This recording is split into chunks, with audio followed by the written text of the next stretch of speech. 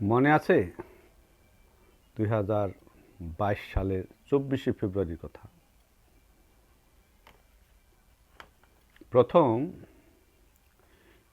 ইউক্রেনে বোম্বিং করা শুরু করে রাশিয়া, তার মানে ইউক্রেন যুদ্ধ শুরু হয়। ওই সময় আমরা একটা জিনিস বিশ্বাস করেছিলাম, অনেকেই বলতো, এবং সেটা হলো যে গলাতে পাথর বেঁধে পাহাড় থেকে লাফ দেওয়া আর রাশিয়ার সাথে যুদ্ধ করা একই জিনিস। এটা কিন্তু আমার মনে হয় পৃথিবীর সবাই বিশ্বাস করেছিল প্রায়।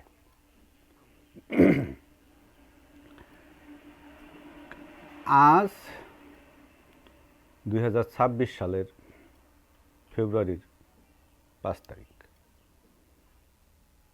যুদ্ধ কি থেমেছে? না যুদ্ধে জয় পরাজয় নির্ধারিত হয়েছে? কোনোটাই হয় নাই।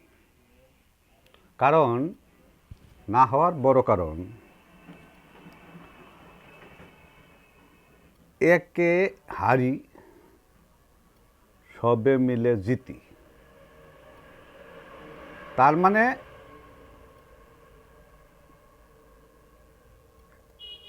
সবাই মিলে যদি আপনি একটা কাজ করেন, সেই কাজ আপনি অবশ্যই জিতবেন। আর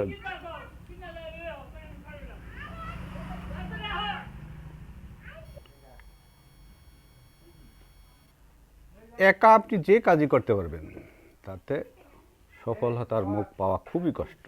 কিন্তু সবাই মিলে যদি করেন, তাহলে তাহলে জিতার সম্ভাবনা 100%, যার প্রমাণ ইউক্রেন যুদ্ধ। রাশিয়া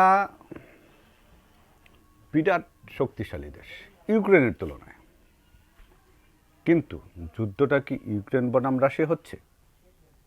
না, যুদ্ধ হচ্ছে রাশিয়া বনাম প্রায় পৃথিবীর সব দেশ, লিডিং আমেরিকা, ইউরোপীয় ইউনিয়ন ভুক্ত দেশগুলো। তার মানে যে কাজটা হয়েছে সেটা হলো, সবাই মিলে যদি এক পাওয়ারের বিরুদ্ধে যুদ্ধ করে, একটা বিরাট বড় দেশের যুদ্ধ করে, তাহলে ওই যুদ্ধে জেতার সম্ভাবনা ওই বড় দেশটার পক্ষেও অসম্ভব প্রায়। এইবার আসেন আমেরিকা ইউএসএস জেরাল্ড ফোর্ড, বিশ্বের সবচেয়ে বড় এয়ারক্রাফট, যেটাতে প্রায় 90টারও বেশি যুদ্ধ বিমান ধরে, সেটার মালিক আমেরিকা। তার মানে আমেরিকার এয়ারক্রাফট, এরকম চালু এয়ারক্রাফট আছে প্রায় 11টা। অনেক দেশই আছে, কিন্তু স্টিলথ বোমারু বিমান আমেরিকা ছাড়া আর কারোর কাছে নেই।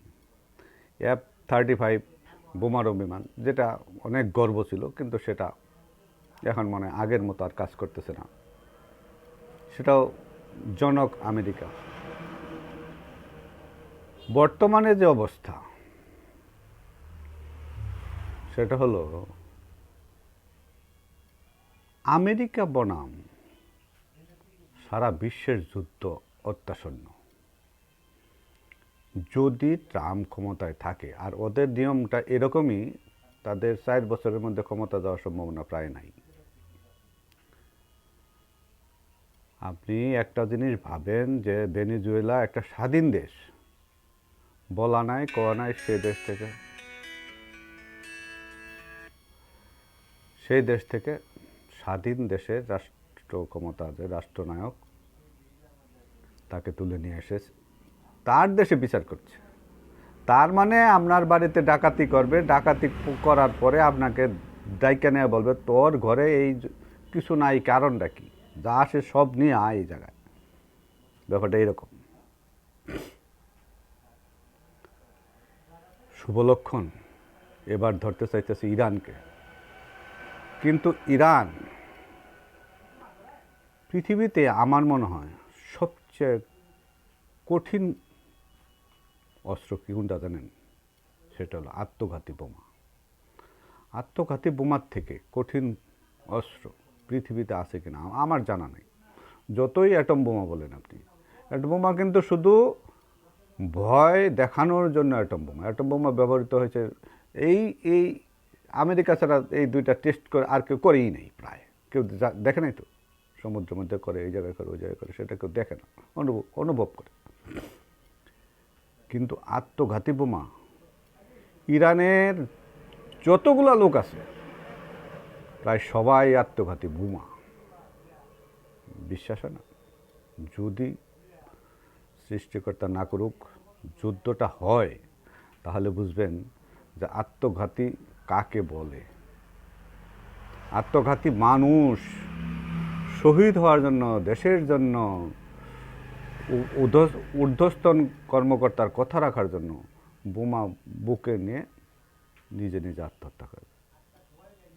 কঠিন জিনিস, যেটা ইরানের দ্বারা খুব সহজেই সম্ভব। যাক, কথা সেই জায়গায় না। এখন সবচেয়ে যে বড় সমস্যা সেটা হলো ফিনল্যান্ডের অংশ নিতে চাইতেছে আমেরিকা। তার মানে এইবার নিজেরা মারামারির মতো অবস্থা। এবার সুযোগ কারা নেবে বলেন? সুযোগ নেবে কে? আপনি ইরানের ভেনেজুয়েলা মাদুরে নিয়ে আসবেন, ইরানকে ধরবেন, ফিনল্যান্ডের অংশ নিয়ে যাবেন, ফিনল্যান্ড টোটাল কি? এবার ঠিক আগে ইউক্রেন যুদ্ধের সময় যেরকম বলতেন, আর রাশিয়ার সাথে যুদ্ধ করা আর গলায় পাথর বেঁধে পাহাড় থেকে লাফ দেওয়া একই জিনিস। এইবার ইরানের পক্ষে কে থাকবে? আপনি কি মনে করতেছেন রাশিয়া, চীন, ইন্ডিয়া? না, ইরানের পক্ষে দাঁড়াবে এখন ইউরোপের অনেক দেশ। কারণ আমেরিকাকে দোষার থেকে আগে দেখবে ট্রাম্পের নেতৃত্বকে। ট্রাম্প প্রথমত নেটোর জন্ম দিয়েছে আমেরিকা, যে আমার উপরে যদি কেউ আক্রমণ করে তাহলে আমরা সবাই ওর পাশে যেয়ে দাঁড়াবো যদি নেটোর কোনো দেশ আক্রান্ত হয়। এখন ফিনল্যান্ড নেওয়ার জন্য যদি আমেরিকা আক্রমণ করে, তাহলে ওই যুদ্ধে ফিনল্যান্ডের পিছে দাঁড়াবে বলেন? কে দাঁড়াবে? এইবার দেখেন, রাশিয়া, চীন ছাড়াই আমেরিকা বিপদে পড়বে না, পড়ে গেছে। আমেরিকা বিপদে পড়ে গেছে এই জন্যই ট্রাম্প, আমেরিকার প্রেসিডেন্ট, ওনার লোভ না কথা রাখার জন্য কাজগুলো করতেছে বোঝা কঠিন। কারণ ট্রাম্প কিন্তু ক্ষমতা নেওয়ার আগে সবসময় বলতো যে আমেরিকা ফার্স্ট, আমেরিকা এক নম্বরই থাকবে এবং সেটা রাখা হবে যে কোনো মূল্যে। সেটাই তো বোঝা যেতেছে যে আমেরিকাকে প্রথম রাখার জন্য এই কাজগুলা করা হচ্ছে। এটাও তো হইতে পারে। তাহলে এটা মাসুল দিবে কে? আমেরিকাবাসী। মধ্যপ্রাচ্যে ইসরায়েল যা করতেছে এবং করলো, এটা কোনো সভ্য মানুষ মেনে নেবে? পক্ষ নিয়েছিল কে? আমেরিকা। ইরান থেকে আমেরিকা পিছু হটতে বাধ্য হতেই হবে। কারণ যদি না পিছু হটে তাহলে আমেরিকার এয়ারক্রাফট সমুদ্রের তলদেশেই চলে যাবে, ওটা আর আমেরিকাতে ফেরত যাবে না। আবারও বলি, সৃষ্টিকর্তা যদি চায় তাহলে দেখতে পারবেন সেটা কি।